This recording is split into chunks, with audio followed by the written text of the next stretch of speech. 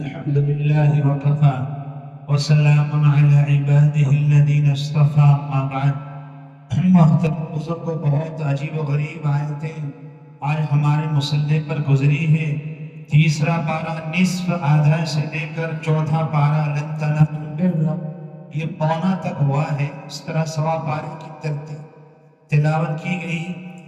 ابتدا میں آل عمران ہے، اس کے حضرت مریم علیہ السلام کا ذکر فرمایا. ابتدائی جو تلاوت کی حضرت مریم، یہ حضرت عیسیٰ علیہ السلام کی اماں کا نام ہے.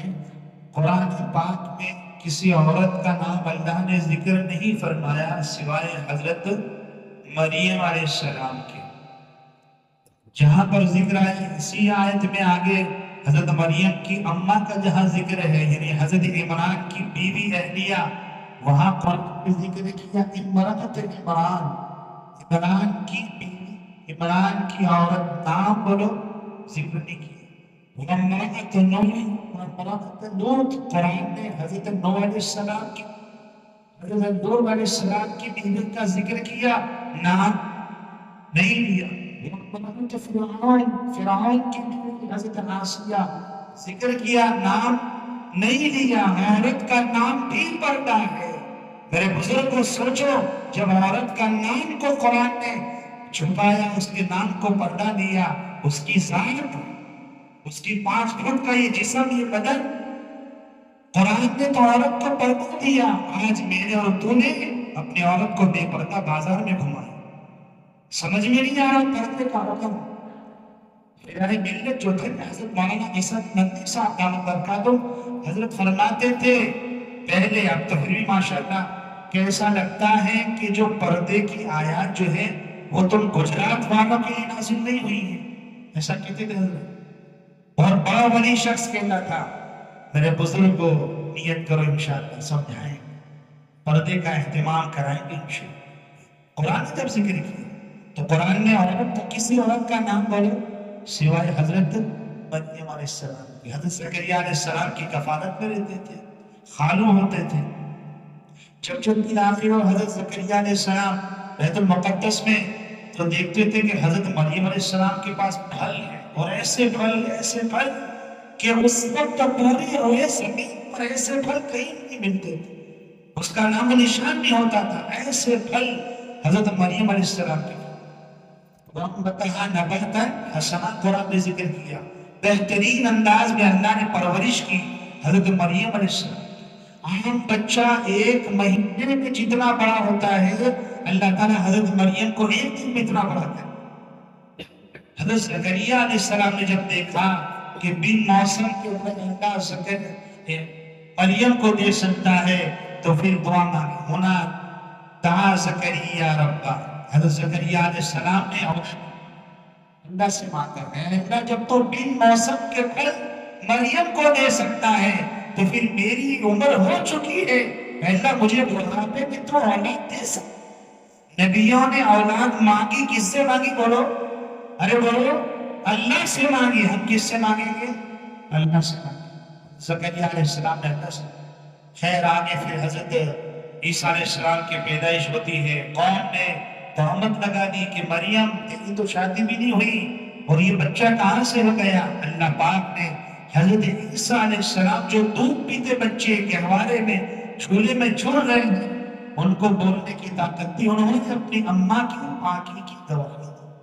حضرت عیسیٰ علیہ السلام چند بچے ایسے ہیں جو بچپن میں بولے ہیں، گواہی دی ہے. اس میں سے ایک حضرت عیسیٰ علیہ السلام ہے. نمبر 2 حضرت یوسف علیہ السلام. جب زلیخا نے تہمت لگائی تھی نا کہ اس نے مجھے میرے ساتھ بدکاری کا ارادہ کیا، تو اس وقت کہا بادشاہ وقت نے، عزیز مصر نے، کہ کون ہے یوسف تیرا گواہ کہ تو سچ بول رہا ہے، زلیخا جھوٹ بول رہی ہے، گواہ پیش کرو، وٹنس لاؤ. اس وقت گواہ نے اس بچے کو ذکر کیا، دودھ پیتا بچہ. وہ بیٹا نے گواہی دی. اور کیا گواہی دی اس نے؟ دیکھو اگر یوسف کا کرتا آگے سے پھٹا ہو تو سمجھ لو یوسف جھوٹ بول رہے ہیں اور زلیخا سچ بول رہے. اگر آگے سے کسی سے کچھ کرنا چاہے تو اس کے ڈیفینس میں کرتا آگے سے پھٹا ہوگا، اور اگر یوسف کا کرتا پیچھے سے پھٹا ہو، مان لو بھاگ رہے ہیں، پیچھے سے زلیخا پڑا ہے کرتا، اگر کرتا پیچھے سے پھٹا ہے، مان سمجھ لو یوسف سچ بول رہے ہیں، زلیخا جھوٹ بول رہے ہیں۔ تو کیا ہوا؟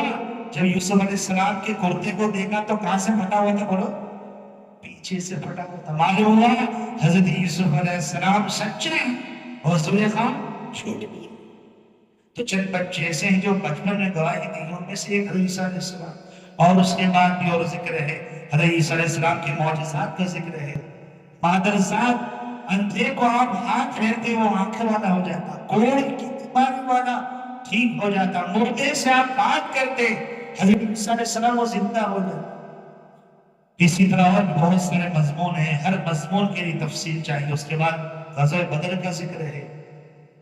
غزوہ بدر سب سے پہلی لڑائی، معرکۃ العارہ لڑائی حق اور باطل کی، جس میں اللہ تعالیٰ نے ایمان والوں کی مدد کی اور 8,000 فرشتوں کو نصب کیا میدان بدر میں۔ غزوہ بدر میں 8,000 فرشتے، تبھی تو حضرت عباس رضی اللہ تعالیٰ اس وقت ایمان نہیں لائے تھے، محمد صلی اللہ علیہ وسلم کے چچا ہیں، اور بالکل نہیں وہ شہید، گھوڑے پر ایک چھلانگ مار کے بیٹھ جاتے تھے، پورا بکرا کھا جاتے تھے، بریک فاسٹ میں ناشتے میں پورا بکرا۔ حضرت عباس ان کو پکڑ کر لائے، بالکل چھوٹے قد کے صحابی، دبلے پتلے، پکڑ کے لائے، رسی میں باندھ کر لائے۔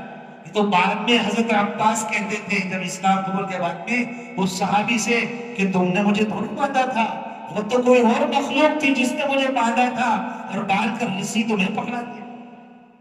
فرشتوں سے اللہ نے مدد کروائی بدر میں۔ سبا فرماتے ہم نے لا الہ الا اللہ کو بدر میں سیکھا۔ اور اس کے بعد احد کا ذکر ہے۔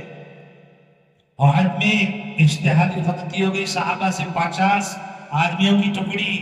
آقا نے فرمایا تھا یہ چاہے جنگ کا میدان کچھ بھی ہو، ہار ہو جیت ہو، تمہیں یہ میدان، تمہیں یہ مورچہ بولو چھوڑنا نہیں ہے۔ لیکن اجتہادی غلطی ہو گئی صحابہ سے، اور 50 ٹکڑی سے جوان، اور جیت کا نقشہ بولو ہار میں بدل گیا۔ اور پھر ایک گڑھے میں حضور گر گئے، اور پھر شیطان نے خبر پھیلا دی ان محمد قد قتل، محمد قتل کر دیے گئے، محمد قتل کر دیے گئے۔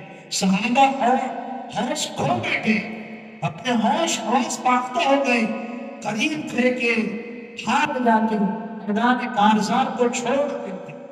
میرے بزرگوں، اللہ نے کہا کہ تم نے میرے نبی کو تکلیف پہنچائی، میرے نبی نے کہا یہ مورچہ مت چھوڑنا، تم نے وہ مورچہ چھوڑ دیا۔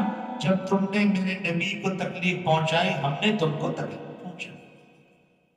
کیسی تکلیف آتا ہو، دندان مبارک شہید ہوئے احد کے میدان میں، لوہے کی کیل گھس گئی آقا کے رخسار مبارک میں، خون مبارک احد کے میدان میں۔ میرے بزرگوں، اللہ فرماتے تم نے میرے نبی کو غم پہنچایا، ہم نے بدلے میں تم کو غم پہنچایا۔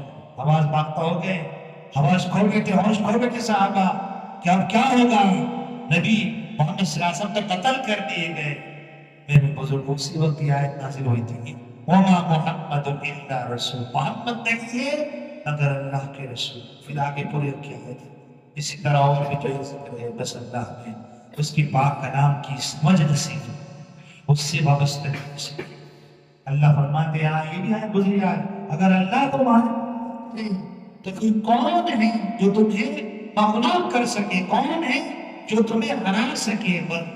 بدر میں بالکل 313 گنتی کے سامان تھا، سامنے ہزاروں کا لشکر تھا، ہتھیاروں سے لیس تھا، پھر بھی مدد اللہ نے ایمان والوں کی ہے۔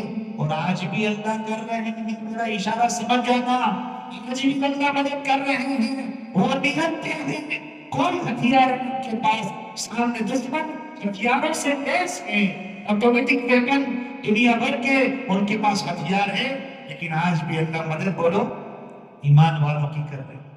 اللہ ہمارے دلوں میں ایمان کی جڑوں کو مضبوط، اس کی ذات پر اللہ علی یقین نصیب فرمائے، اس کے وعدوں پر یقین نصیب۔ آمین وآخر دعوانا الحمدللہ۔